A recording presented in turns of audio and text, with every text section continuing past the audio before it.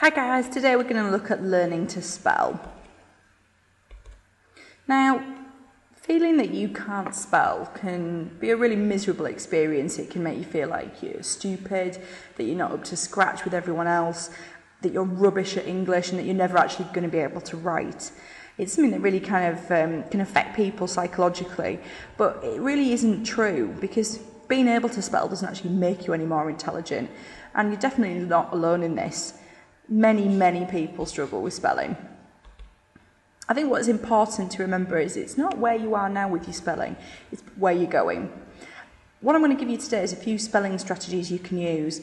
Work out which are the best ones for you, and we all learn differently, but keep using them. You're not magically good or bad at spelling, and I think what's really important to remember is that everyone can make improvements wherever you're at. Okay. First one, really obvious in a sense, but use a dictionary. Sound out the beginning part of the word and then try and find that letter combination in the dictionary. Second sort of technique or tip you can use is just practicing writing down the word. Pick a word you can't spell, write it down several times, cover up your work, and then write down the word again from memory. So just kind of going through the process of writing it down can just help you to picture it next time you're trying to spell it. Third thing you could do is just try and make reminders. So writing down a spelling you struggle with on a post-it note or a large piece of paper and stick it up in your bedroom or on your desk. After a few days, take it down and then practice. Can you still remember it after the reminder has gone? If you can, then that's a technique that's going to work for you. So you could try that with keywords from different subjects. A really popular method, something you might have done in primary school in fact, is the look, say, cover, write check. And it does exactly what it says on the tin. You look at an unfamiliar word, say it aloud, cover up the word, write it down, and then just check it to see have you spelt it correctly. Okay, the fifth technique I want to share with you today is photographing words. So pick a word you can't spell, write down that word, and then look at it, really focus at it for 10 seconds. Shut your eyes. Can you visualise that word? Just repeat that, opening and closing your eyes, and then finally cover up the word before writing it down again. Could you remember it? Has it worked for you? Another good technique is to break up the word into different syllables. So write down a word but break it up into your different sounds. Some examples there on the screen. So university, that's quite a tricky word. U-ne-ver-si-ti. Now when I look at it in smaller chunks, that might be easier for me to remember. See if it works for you. Another technique you could try is to look for words within words. So pick a word you can't spell, my example at the bottom is opportunity, and write down as many smaller words within that as you can find. Cover up your work, write the word from memory. Can you remember it? In my example, op, pot, unit, it. These are all smaller chunks. So I do know this word, but maybe not as the longer, bigger word, but I know parts of it. Okay, make up a mnemonic. Choose a word you can't spell and make a reminder, a picture, a silly sentence. Cover up that reminder and then write it down.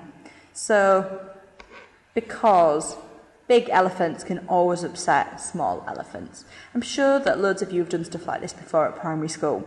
And the thing is not to feel embarrassed by it or think, oh, it's too babyish. If it works for you, then it's a great system and it's going to help your spelling. Sometimes sounding out the silent letters, the tricky parts of words is a good technique. So pick a word you can't spell and find its silent letter. And just try saying that word by sounding out the silent letter. Autumna, damna, hymna, columna. Obviously you're not going to say that in your everyday speech, but sometimes saying that aloud can actually help you remember that it does have that silent letter. Okay, next technique I want to think about is actually tracing the letters, physically tracing them. So you choose a word you can't spell, write the word down so it's on a big bit of paper, a piece of A4 paper, and just trace the letter with your finger and repeat as many times as you need. Cover up the word, and try writing it down from memory. Could you remember it? Does it work for you? Highlighting the hard bits is my next top tip. And again, often we can actually spell bits of a word, such as the start bit or the end bit, and it's a good idea for us to focus on the parts we need to improve on, but remembering that there are actually parts that we can do. So choose a word, cover the word, then write it down, and compare your version of the spelling with the correct one. Now underline or highlight any parts that you've misspelt. Cover it again, write down the word from memory. Could you remember it this time? That might be something that works for you.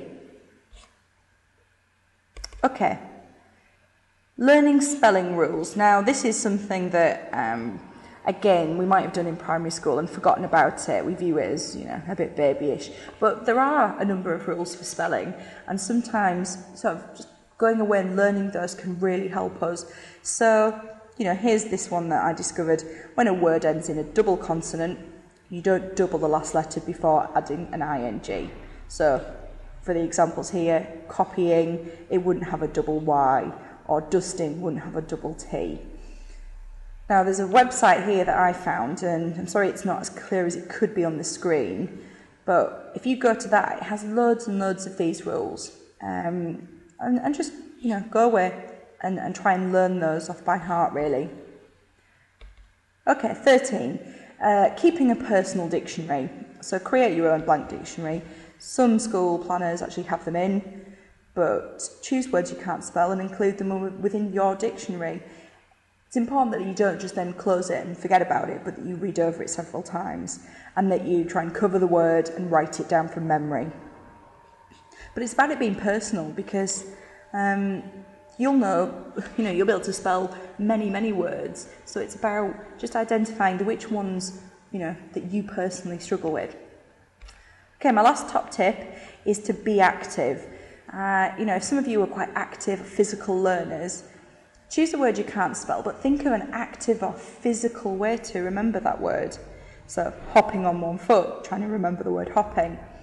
Learn your word actively, get on your feet, get creative with it. But again, apply it by writing down the word. Can you remember it? I think the most important thing with spelling is that it's not going to be an overnight transformation. You're not going to become, the king of the spelling bee overnight. It might take you some effort, some weeks, even months, but you will see improvements, and you'll feel empowered by it. It'll give you confidence in your writing. So have a go, and just don't give up. Good luck.